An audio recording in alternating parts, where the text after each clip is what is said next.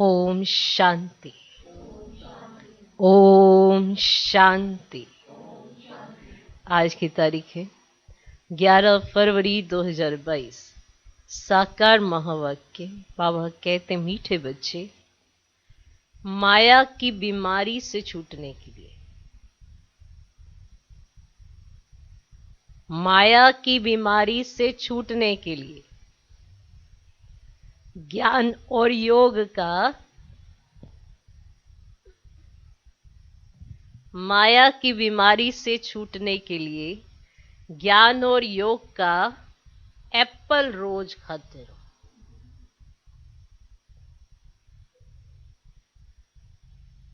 Apple खाओ। माया की बीमारी से छूटने के लिए ज्ञान और योग का एप्पल रोज खाते रहो। एक दूसरा एप्पल, एक ज्ञान और योग का एप्पल, माना फ्रूट है ना, ये आपके लिए ज्ञान और योग, ये आपके लिए फ्रूट है। इसे रोज खाते रहो। मिस करेंगे तो तबीयत ऊपर नीचे हो जाएगी। तो माया की बीमारी से छूटने के लिए ज्ञान और योग का एप्पल रोज खाते रहो। आज का प्रश्न, कर्मातीत अवस्था में जाने का पुरुषार्थ क्या है? कर्मातीत अवस्था में जाने का पुरुषार्थ क्या है? उत्तर, ऐसा अभ्यास करो जो बुद्धि में सिवाय बाप के और कोई की याद न रहे।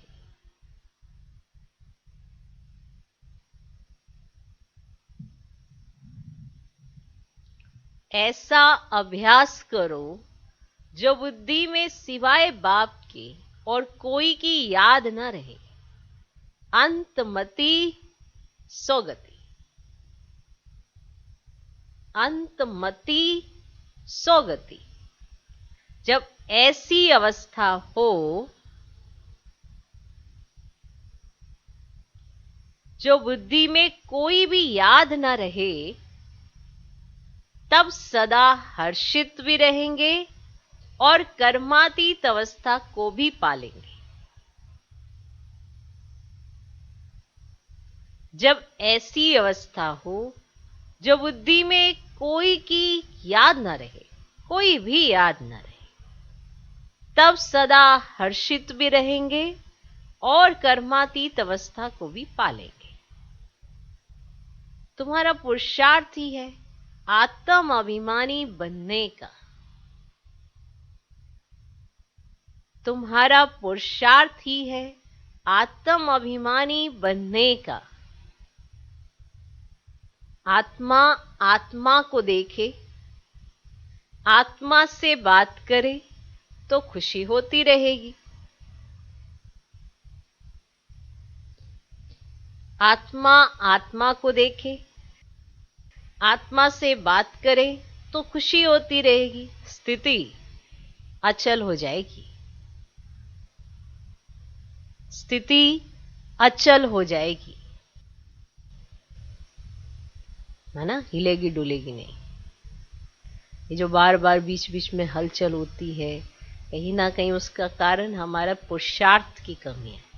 आत्म अभिमानी अवस्था है नहीं। अगर आत्म अभिमानी अवस्था है तो आत्मा आत्मा को देखे और खुश रहे और स्थिति अचल हो जाएगी। तो कर्मातीत अवस्था में जाने का पुरुषार्थ क्या है? ये पुरुषार्थ है ना आपका कि आपने जाना है।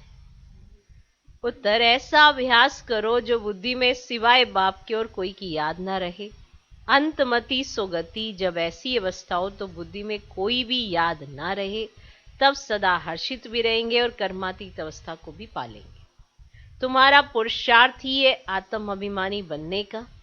आत्मा आत्मा को देखे, आत्मा से बात करे तो खुशी होती रहेगी। स्थिति अचल हो जाएगी। आज का गीत है, तुम ही हो माता पिता, तुम ही हो बंधु सखा, तुम ही। ओम शांति। गायन तो यथार्थ है, क्योंकि सारी सृष्टि का रचयिता और फिर जिन द्वारा रचना करते हैं उसको ही कहा जाता है माता पिता। रचता कोई भी साकार व आकार को नहीं कहा जाता, रचता एक निराकार को ही कहा जाता है। अभी ये समझ तुम बच्चों को आई है, वे तो सिर्फ गाते हैं। भक्तों की बुद्धि में सिर्फ यही रहता कि बस भक्ति करनी है, परंतु किसकी भक्ति करनी है कुछ भी पता नहीं। भक्ति करनी चाहिए एक भगवान की, जिसे माता पिता कहते हैं, ना कि सैकड़ों की। कहते हैं भगवान आकर भक्तों को भक्ति का फल देंगे। फल अथवा वर्षा एक ही बात है। बच्चा पैदा होता है तो माता पिता के वर्षे का फल मिलता है। बाकी ये गायन जो है भक्ति मार्ग का है। याद करते हैं कि आकर के हमको भक्ति का फल दो। ज्ञान और भक्ति भी कहते हैं। अब भक्ति का फल है ज्ञान। बरोबर तुम अब जानते हो भक्ति कब से शुरू हुई है। ये कोई को पता नहीं। ज्ञान का समय है दिन और भक्ति का समय है रात। दिन और रात सो तो जरूर आधा आधा होगा। अब शास्त्रों में कल्प की आयु लंबी लिख दी है। ज्ञान को बहुत समय दे दिया है और भक्ति को थोड़ा समय दिया है।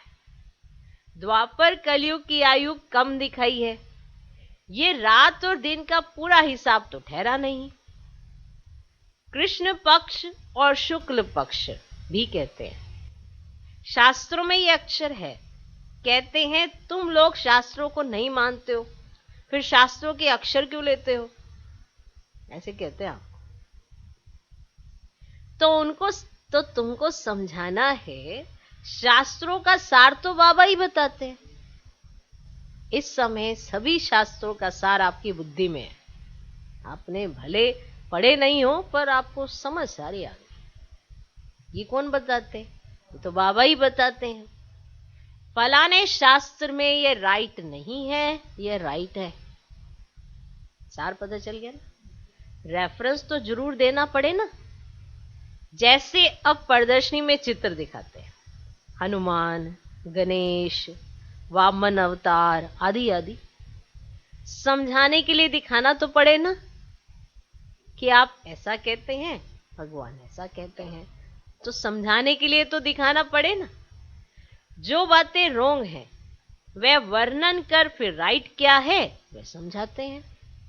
कि जो बातें रोंग हैं उनके बारे में बता के फिर जो राइट क्या है उस पर समझाया जाएगा ना। ओके, पहले बताएंगे रोंग बात और होनी क्या चाहिए, ये राइट बात।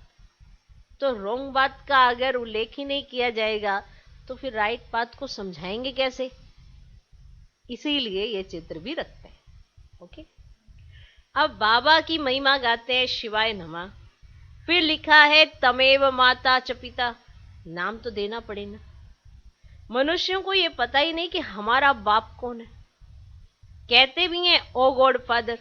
अब बुद्धि उधर जाती है, परंतु बुद्धि जाती है ना उधर। अब मनुष्य प्रार्थना आदि करते हैं तो जानते हैं परम पिता परमात्मा परलोक में निवास करते हैं। ब्रह्मा विष्णु शंकर को याद करेंगे तो बुद्धि सूक्ष्म वतन में जाएगी। फर्स्ट, सेकंड और फिर थर्ड फ्लोर है। अब मुख्य बात है बाप को भूले हैं ना, तो बाप आकर बुलाना देते हैं। भूल गए ना तुम मुझे, तो बाप आकर उलाना देते हैं। तुमने हमारी कितनी गलानी की है, बाप आकर उलाना देते हैं। तुमने हमारी कितनी गलानी की है, माना ये सुन के तो जानी चाहिए ना कि हमने ऐसा ऐसा किया है, क्या क्या बोल देते थे।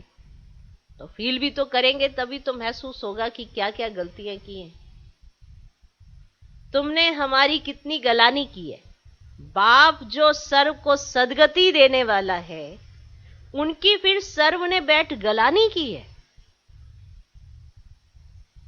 भगवान उवाच है ना, यदा यदा हि धर्मस्य, ऐसे कहते हैं ना। अब भारतवासी अपने धर्म की गलानी करते हैं। कहते ईश्वर सर्वव्यापी है। क्या सब में ईश्वर है? तो कह देते हैं कच्छ अवतार, मत्स्य अवतार, 12 अवतार। बाप तो भारतवासी बच्चों को ही कहते हैं ना, क्योंकि बच्चे ही गलानी करते हैं। ये मुर्बी बच्चा माना ब्रह्मा बाबा के लिए बाबा कहते, शिव बाबा ब्रह्मा बाबा के लिए कहते, ये भी गलानी करता था। ये गलानी भी ड्रामा में नूंदी हुई थी। तब तो पाप आत्मा बनते हैं। बाप ने तो सबको पावन बनाया था, क्योंकि पतित पावन पावन बनाकर विश्व का मालिक बनाते हैं। बनाने वाले बाप को कितनी गाली देते हैं। जब समझाते हैं तो उस समय मान लेते हैं, जब किसी को समझाया जाता है ना उस समय मान लेते हैं। समाचार भी आता है, इतनों ने सही की है कि बरोबर आपकी बात राइट है। जब समझाया जाता है तो उस समय मान लेंगे और फिर वो साइन करके भेजेंगे, सही करके भेजेंगे कि आपकी ये बारी बात राइट है। अब कहते हैं श्रीमद् भगवत गीता तो भगवान की है श्रेष्ठ ते श्रेष्ठ मत। ऊंचे ते ऊंचे की मत भी ऊंची होगी ना। जो हमारे सोचने की क्षमता कहो वो इतनी ऊंची नहीं है जितनी उनकी मत ऊंची है। और अगर उनकी मत को लेकर हम चले तब तो हम ऊंचे बने। तो वो कितना ऊंचा है तो उसकी मत भी तो ऊंची होगी ना। वे आकर पतित भ्रष्टाचारी को श्रेष्ठाचारी बनाते हैं तो पहले पहले एक का परिचय देना पड़ता है। तुम बच्चों में भी नंबरवार तो है ही, माना भगवान जो समझाए उसको यथार्थ जो समझे उसमें हम सब नंबरवार हैं। जो भगवान समझाए वैसा समझ में आया कि नहीं आया, इसमें हम सब नंबरवार। बहुत बच्चे लिखते हैं बाबा क्या करें, माया का तूफान हमको ठहरने नहीं देता है, हमको ये विकार तंग करते हैं। बाप कहते तुमको इन पर विजय पानी है, नहीं तो पद भ्रष्ट हो जाएगा। शिक्षक ही अगर ऐसा कुछ काम करेंगे तो जरूर औरों को संशय पड़ेगा कि खुद की चलन तो ऐसी है और दूसरों को ऐसे समझ। अगर शिक्षक है माना टीचर हैं, वो खुद अपने आप को नहीं सुधार सकते तो जब जिसको सुनाओगे वो कहेगा अरे इनको तो हमने ऐसे बात करते हुए देखा, इनकी तो खुद की चलन ही अच्छी नहीं है। तो फिर आप दूसरों को समझाएंगे कैसे?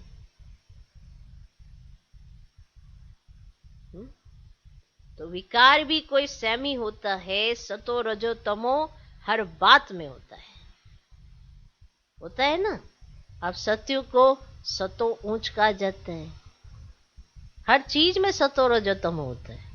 सत्य को सतो ऊंच कहा जाता है, कलयुग को तमो नीच कहा जाता है।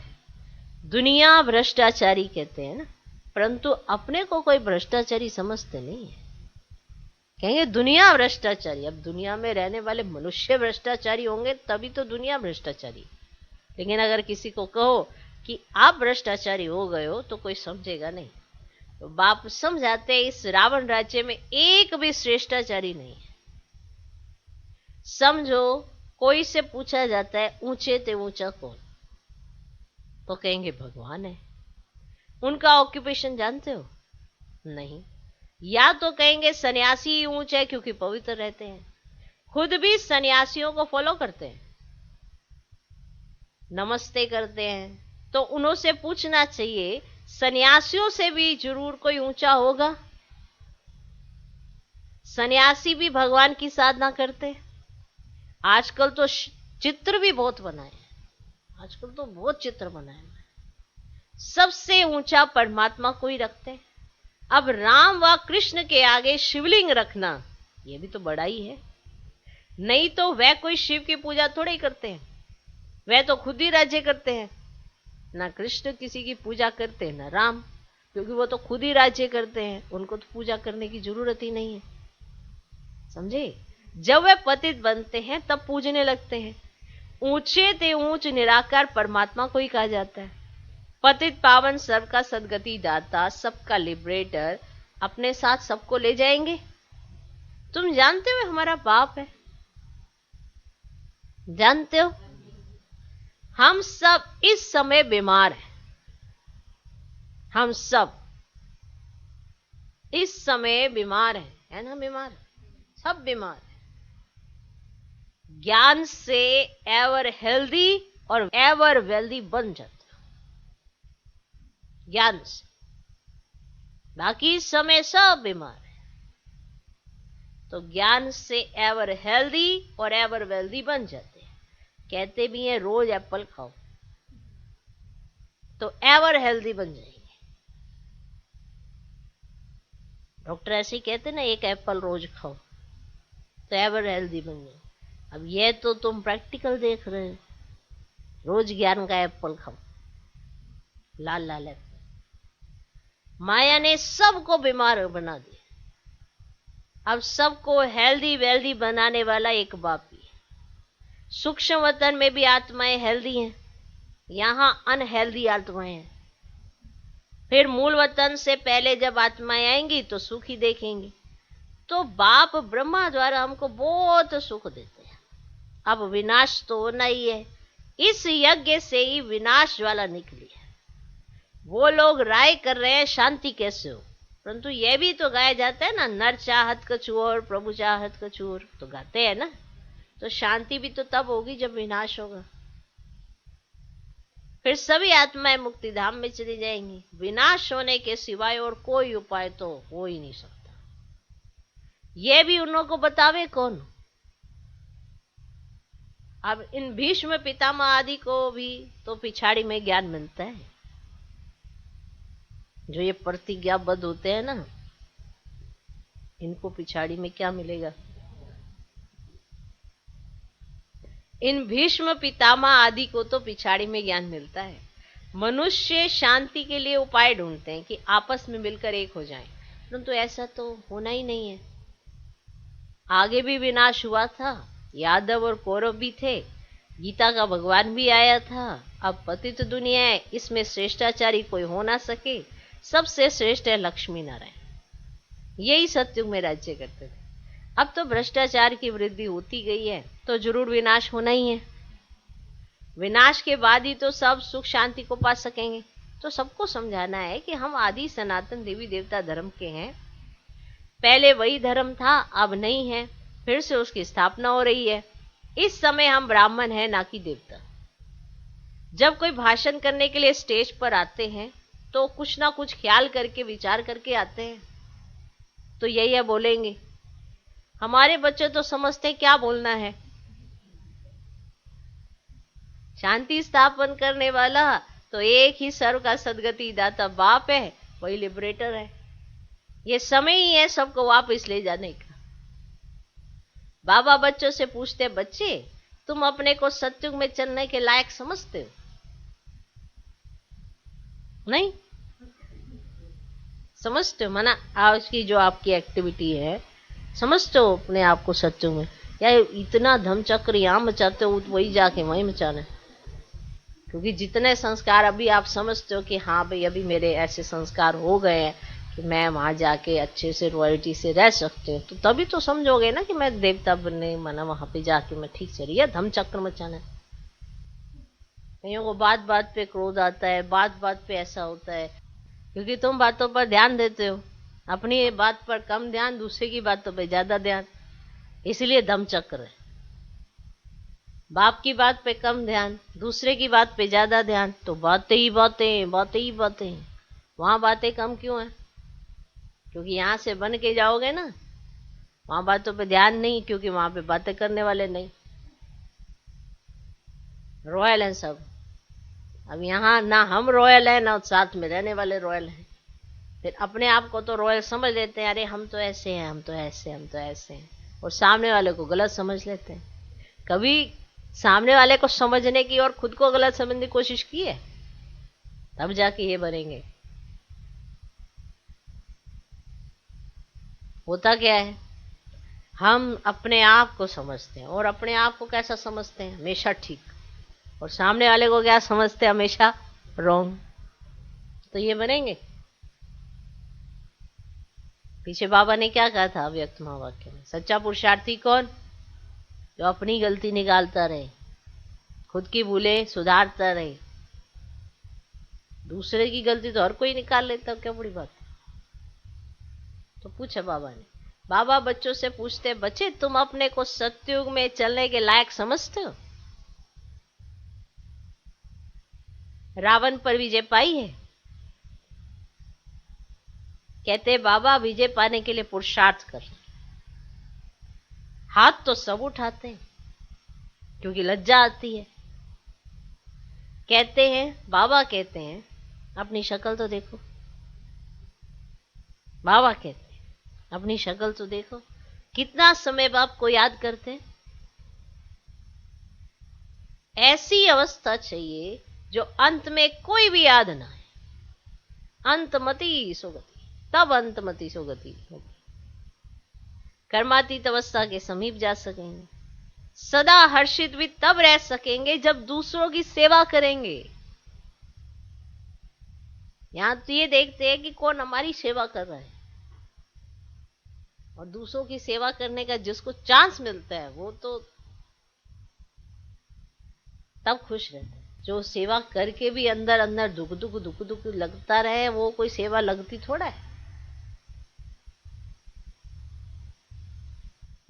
सदा हर्षित भी तब रह सकेंगे जब दूसरों की सेवा करेंगे। तुम रूहानी सोशल वर्कर हो। तुम्हारे बिगड़ रूह को इंजेक्शन कोई भी लगा ना सके। गाया भी जाता है, ज्ञान अंजन सतगुरु दिया, अज्ञान अंधेर विनाश। अब आत्मा को अब मालूम पड़ा है कि मुझे सारी सृष्टि के आदि मध्य अंत का ज्ञान मिल गया। अब ये आत्मा ने कहा शरीर द्वारा ज्ञान सागर को, अब हमको वापस जाना है। ये बहुत खुशी की बात है। पुराना चोला छोड़कर नया चोला लेना है। इस कारण नाम ही है श्याम सुंदर। तुम जानते हो हम सुंदर थे, सुंदर थे इसीलिए वो चित्र बनाया, कहीं पे गोरा कहीं पे काला, सांवरा सा बनाया ना, कहीं पे गोरा बना दिया कहीं पे काला। जैसा जिसका चिंतन वैसा उसको चित्र दिखा, उसने वैसे ही बना डाला। तुम जानते हो हम सुंदर थे, अब श्याम बने हैं, फिर सुंदर बनेंगे। बाबा सुंदर बनाते हैं, माया रावण श्याम बनाता है। काम चिता पर बैठने से श्याम बन जाते हैं, माना सांवरे। ये बड़ी समझने की सहज बात है। नॉलेज तो स्टूडेंट की बुद्धि में नंबरवार ही धारण होती है। कोई तो बहुत डल हेड है। क्या है? डल हेड। क्योंकि जो समझाया जा रहा है, जो वो ना समझे तो वो कुछ और ही समझ जाए तो क्या कहेंगे। तो कोई तो बहुत डल हेड है। टीचर कहते हैं पढ़ने वाले बहुत डल है। दे अभिमान होता है। आत्म अभिमानी रहे तो सदा हर्षित रहे। आत्मा आत्मा को देखे, अर्थात अपने भाई को देखकर खुश होती रहे। बाबा बच्चों को देख खुश होते हैं। बाबा कहते, बच्चे मैं आया हूं तुमको माया से लिबरेट कर वापिस साथ ले जाने। इस तन में शिव बाबा की प्रवेशता होती है। वह भी जरूर भृगुटी के बीच में ही आएंगे। ऐसे थोड़ी ऊपर से गंगा बहेगी। शिव की सवारी बैल पर दिखाते हैं। बैल की भृगुटी में शिव का चित्र दिखाया है। आत्मा तो जरूर भृगुटी में ही रहेगी, तो आत्मा का स्थान है, जरूर वहां ही बैठेगी। गुरु लोग अपने चेले को बाजू में बिठाते हैं, तो वह सतगुरु भी आकर बाजू में बैठते हैं। गुरु ब्रह्मा कहते हैं, विष्णु को व शंकर को गुरु नहीं कहेंगे। वही ब्रह्मा फिर विष्णु के दो रूप बनते हैं। गुरु तो शिव को कह सकते हैं क्योंकि सबकी सदगति करते हैं। अब ऊंचे ते ऊंच फिर भी भगवान है। कितना अच्छी रीति समझाया जाता है। अच्छा ना समझाया जाता है ना, कितना अच्छी तरह से। तो डल है डो, जो समझ जाते हैं वो अच्छे हैं। अच्छा, मीठे मीठे सिकिलदे बच्चों प्रति माता पिता बाप दादा का याद प्यार और गुड मॉर्निंग। रूहानी बाप की रूहानी बच्चों को नमस्ते। हम रूहानी बच्चों की भी रूहानी बाप को नमस्ते नमस्ते नमस्ते। Good morning good morning good morning. धारणा के लिए मुख्य सार, पहला पॉइंट, सदा हर्षित रहने के लिए आत्म अभिमानी बनना है। सदा हर्षित रहने के लिए आत्म अभिमानी बनना है। हम आत्मा भाई भाई हैं, ये दृष्टि पक्की करनी है। हम आत्मा भाई भाई हैं, यह दृष्टि पक्की करनी है। दूसरा पॉइंट, रूहानी सोशल वर्कर बन आत्मा को ज्ञान का इंजेक्शन लगाना है। रूहानी सोशल वर्कर बन आत्मा को ज्ञान का इंजेक्शन लगाना है। सबकी रूहानी सेवा करनी है, सबकी रूहानी सेवा करनी है। सदा हर्षित रहने के लिए आत्म अभिमानी बनना है। हम आत्मा भाई भाई हैं, ये दृष्टि पक्की करनी है। दूसरा, रूहानी सोशल वर्कर बन आत्मा को ज्ञान का इंजेक्शन लगाना है, सबकी रूहानी सेवा करनी है। आज का वरदान, संतुष्टता के आधार पर दुआएं देने और लेने वाले सहज पुरुषार्थी भव। संतुष्टता के आधार पर दुआएं देने और लेने वाले सहज पुरुषार्थी भव। सर्व की दुआएं उन्हें मिलती हैं जो स्वयं संतुष्ट रहकर सबको संतुष्ट करते हैं। जहां संतुष्टता है वहां दुआएं हैं। यदि सर्व गुण धारण करने व सर्व शक्तियों को कंट्रोल करने में मेहनत लगती है तो उसे भी छोड़ दो।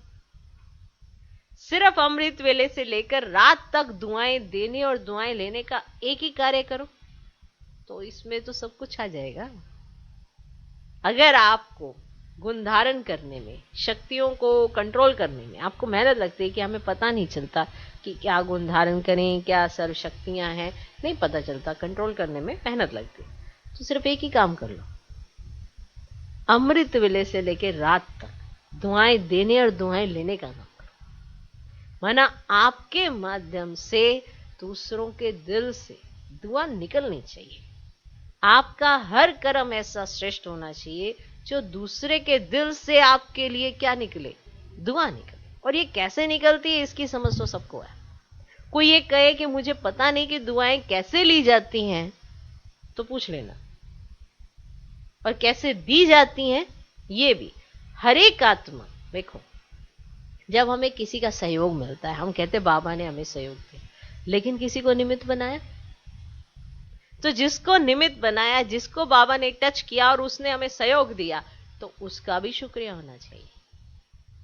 बाबा का शुक्रिया, बाबा के लिए प्यार बढ़े। निमित्त का शुक्रिया तो उसके लिए दुआ निकले। क्या समझे? मान लो आपको किसी ने हेल्प करी, किसी ने मदद करी, किसी भी चीज में कोई भी सहयोग दे रहा आपको, हम कैसे दुआ देंगे उसको? अब आप कहेंगे हमें तो दुआ लेनी है, पर देनी भी है ना दूसरे को, उसको भी तो बल मिलना चाहिए। तो जब भी कोई मददगार बने तो बाबा का शुक्रिया याद रहना चाहिए। माना बाबा ने करवाया, उस निमित्त आत्मा को टच किया तो मुझे ये सब सहयोग मिला, तो बाबा का शुक्रिया। और बाबा के लिए प्यार बढ़ना चाहिए कि बाबा कैसे मेरी मदद करता है। और फिर जो आत्मा निमित्त बनी, जिसके माध्यम से आपको सहयोग मिला, उसके लिए रिगार्ड बढ़ना चाहिए। अगर ये सब चीजें आप कर लेते हो तो आप ये प्रोसेस बड़ा अच्छे से कर लोगे कि बाप दादा की याद कैसे रहनी चाहिए। दादा के लिए रिगार्ड, बाप के लिए प्यार। तो जब ये दोनों चीजें कंबाइंड हो जाती हैं, तभी आप बाप दादा का हर कहना मानते चले जाओ, फिर आपको डिफिकल्टी नहीं लगेगी। ये जो छोटी छोटी बातें मानने में डिफिकल्टी लगती है, कहीं ना कहीं हम अपने आप को बुद्धिमान समझते हैं और बुद्धि चलाते हैं। तो जहां बुद्धि चलाई वहीं पर बात की काट अपने पास आ जाती है। यही तो माया कर रही है। हमें एक बात में तो सब समझ में आता है कि बाबा ने ऐसा कहा है, हमें पालन करना चाहिए, लेकिन उसकी काट भी माया देती है कि इसको काटना कैसे है। तो तुरंत बुद्धि में दूसरा संकल्प आता है और उसकी काट शुरू हो जाती है। तो दुआएं ना ले पाते हैं ना दे पाते हैं। तो बाबा ने कहा अगर गुण धारण नहीं होते, सर्व शक्तियों को कंट्रोल करने में आपको मेहनत लगती है, तो एक ही काम कर दो, बाकी सब चीजें छोड़ दो, कि अमृत वेले से लेकर रात तक दुआएं देने और लेने का एक ही कार्य करो, तो इसमें सब कुछ आ जाएगा कि आपकी वजह से किसी को तकलीफ नहीं होनी चाहिए। कहीं कहेंगे कि अरे हमें कैसे पता चलेगा? वो सहज सी बात है। जो एक्ट आप दूसरे के साथ चलते हो, आपके साथ अगर कोई चले, आपको तुरंत पता चल जाएगा। हर कोई चाहेगा मुझसे हर कोई प्यार से बात करे, मुझे हर कोई प्यार से ही हैंडल करे, और दूसरों के साथ हम फटकार से बात करते हैं, तो फिर ये तालमेल सही है? अपने लिए हमेशा नर्म, दूसरों के लिए हमेशा सख्त। तो अगर जो दूसरों को देते हो वही आप अपने ऊपर अप्लाई करो। तो जब भी कोई सहयोग दे तो दिल से दुआ भी निकलनी चाहिए, और आप दूसरों को सहयोग दोगे तो उसके दिल से दुआ निकलेगी। तो दुआ लेना, दुआ देना, यही काम कर लो, इसमें सारी चीजें आ जाती है। कोई दुख भी देना तो भी आप दुआएं दो, क्योंकि उसने दुख दिया तभी आपको पता चला कि हमारी बुद्धि अभी बाप से कम किसी और चीज से ज्यादा जुड़ी हुई है, तब भी आपके दिल से दुआ निकली। इतना आप अगर ड्रामा को और हर चीजों को समझ जाओगे, तब जाके आप अपने पुरुषार्थ को बढ़ाओगे, रुकेगा नहीं पुरुषार्थ कभी। कोई दुख भी दे तो भी आप दुआएं दो तो सहज पुरुषार्थी बन जाएंगे। पुरुषार्थ बहुत सिंपल है, लेकिन पुरुषार्थ की डेफिनेशन ही अगर नहीं आती तो फिर वो हमारे लिए कठिन है। ओके, स्लोगन, जो समर्पित स्थिति में रहते हैं उनके आगे सर्व का सहयोग स्वतः समर्पित हो जाता है। जो समर्पित स्थिति में रहते हैं, जिन्होंने अपने मन वचन कर्म या जितना तन मन धन जो अपने आप को समर्पित स्थिति में रखते हैं, तो फिर उनको सहयोग भी दूसरों का समर्पित स्वरूप में मिलता है। कोई ये सोचे अरे मैं तो सबको सहयोग देता हूं, मुझे कोई नहीं देता, तो गड़बड़ मुझ में ही है, किसी और में नहीं। अगर ये खाता बाबा ने चेक करने के लिए दिया होता कि तुम दूसरों की कमियां निकालो, तो फिर तो हम दूसरों को बनाने के लिए निमित्त होते, लेकिन यहां तो हम अपने आप को बनाने आए हैं। तो फिर दोष तो अपने में है ना कहीं, तो 5 विकार तो मुझे छोड़ने हैं। तो जो समर्पित स्थिति में रहते हैं उनके आगे सर्व का सहयोग स्वतः समर्पित हो जाता है, सब उनको सहयोग देते हैं। अगर आपको सहयोग नहीं मिल रहा तो आप में ही कुछ ऊपर नीचे है। ओके, मातेश्वरी जी के अनमोल महावाक्य, मनुष्य आत्मा अपनी पूरी कमाई अनुसार भविष्य प्रारब्ध भोगता है। मनुष्य आत्मा अपनी पूरी कमाई अनुसार भविष्य प्रारब्ध भोगता है। देखो, बहुत मनुष्य ऐसे समझते हैं हमारे पूर्व जन्मों की अच्छी कमाई से अभी ये ज्ञान प्राप्त हुआ है, परंतु ऐसी बात तो है ही नहीं। आपको ज्ञान प्राप्त हुआ है किसके लिए? प्रारब्ध बनाने के लिए। ज्ञान में आए पिछली प्रारब्ध से नहीं। बात समझ में आई? देखो, बहुत मनुष्य ऐसे समझते हैं हमारे पूर्व जन्मों की अच्छी कमाई से अभी ये ज्ञान प्राप्त हुआ है, परंतु ऐसी बात तो है ही नहीं। पूर्व जन्म का अच्छा फल है यह तो हम जानते हैं। कल्प का चक्र फिरता रहता है, सतो रजो तमो बदली होता रहता है, परंतु ड्रामानुसार पुरुषार्थ से प्रारब्ध बनने की मार्जिन रखी है। तब तो वहां सत्युग में कोई राजा रानी, कोई दासी, कोई प्रजापति पाते हैं, तो यही पुरुषार्थ की सिद्धि है। वहां द्वैत ईर्ष्या होती ही नहीं, वहां प्रजा भी सुखी है। आज के पुरुषार्थ से आपका कल का भविष्य है ना, पीछे क्या करके है उससे नहीं आपको ज्ञान मिला। आज के पुरुषार्थ से आपका कल भविष्य है, माना प्रारब्ध कल के लिए तैयार है। क्यों? क्योंकि वहां पे ना द्वैत मत है, ना ईर्ष्या द्वेष घृणा है, तो इसीलिए वहां पे सभी सुखी हैं। पर पोजीशन में फर्क है, क्योंकि जितना ज्ञान धारण किया होगा उस हिसाब से पोजीशन होगी वहां पे। क्लियर? राजा रानी अपनी प्रजा की ऐसी संभाल करता है जैसे माँ बाप अपने बच्चों की संभाल करते हैं। वहां गरीब साहूकार सब संतुष्ट हैं। तो इस एक जन्म के पुरुषार्थ से 21 पीढ़ी के लिए सुख भोगेंगे। क्लियर? इसीलिए कोई ये ना सोचे कि हाँ भाई आपने बहुत अच्छा कुछ ऐसे पीछे का किया, इसीलिए इस एक जन्म में जितना अच्छे से ज्ञान को अपने जीवन में धारण करते हो ना, उतना ही आगे जन्मों के लिए आप अपनी प्रारब्ध बनाते। इस एक जन्म में अगर ऊपर नीचे करते हो तो 21 जन्मों की प्रारब्ध में ऊपर नीचे करते हो।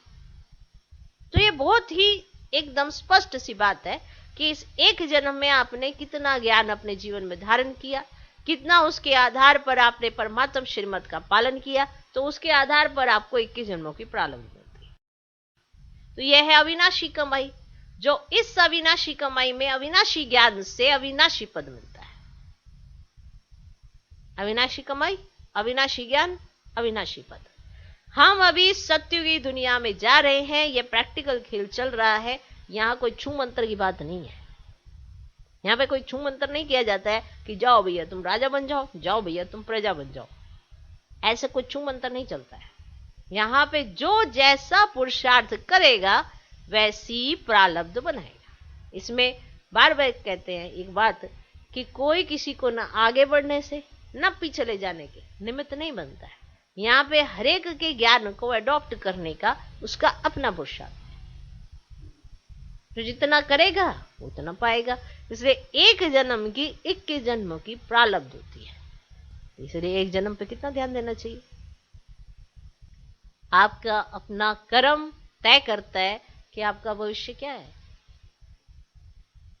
इसलिए कोई ये सोचे इसका फिक्स है, इसका फिक्स है, फिक्स करता है कोई अपने कर्मों से, होता नहीं है। करेंगे ना तभी तो ये ड्रामा का चक्र समझ में आता है। ऐसे कैसे समझ में आएगा। फिर तो जो पीछे किया वो अभी मिला, जो अभी किया वो आगे मिला। फिर ये तो कर्म अकर्म विकर्म की गति कैसे समझोगे। सुकर्म क्या कहलाए जाएंगे फिर। तो संगम पर तो सुकर्म करने हैं ना, क्योंकि इस समय तो हर कर्म विकर्म कलयुग में हो रहा है। और आपको क्या करने हैं, हर कर्म सुकर्म करना है। माना श्रेष्ठ मत मिल रही है, इसीलिए आपके कर्म सुकर्म हो सकते हैं, जिसकी प्रारब्ध भी बनेगी। तो समझा, समझ जाओ। इसलिए किसी के यहाँ पे नहीं लिखा है कि हाँ अभी ये यही है, ऐसे माना ये तो 8 रत्नों में है, 108 रत्नों में है, ये 16,000 में आता है। उसके कर्मों से पता चल जाता है कि ये कौन सी आत्मा है। फिर उसकी एक्टिविटी बताती जाती। अच्छा, कईयों को आप बाबा ऐसे क्यों कहते हैं कि बहुत अच्छे पुरुषार्थी, अच्छे पुरुषार्थी, अच्छे बच्चे माया के चंगुल में फंस जाते। ऐसे कोई उनके यहाँ पे माथे पे थोड़ा लिखा है कि या कल जाके माया के चंगुल में फंस जाएंगे। लिखा है क्या। वो जैसे जैसे कर्म करते जाते हैं, जैसे जैसे एक्ट वो चलते जाते हैं, वो वैसे ही एक्ट चलते हैं जितना पुरुषार्थ किया होता है, उतनी ही समझ से चलते हैं, जिसके आधार पर उनको वैसी प्रारब्ध बना लेते हैं। इसलिए कई बार बाबा कहते हैं तदबीर भी क्या करे जब तकदीर ही ऐसी है। तो बाबा तो रोज इतना माथा मारते हैं ना। तो अगर नहीं किसी ने अपना पुरुषार्थ करना तो वो समझेगा भी उल्टा। यही तो खेल है सारा। अब ये नहीं कि ये बाबा कोई उसको उल्टा सोचवा रहे हैं। आगे समझ। ओके, समझा। अच्छा, ओम शांति।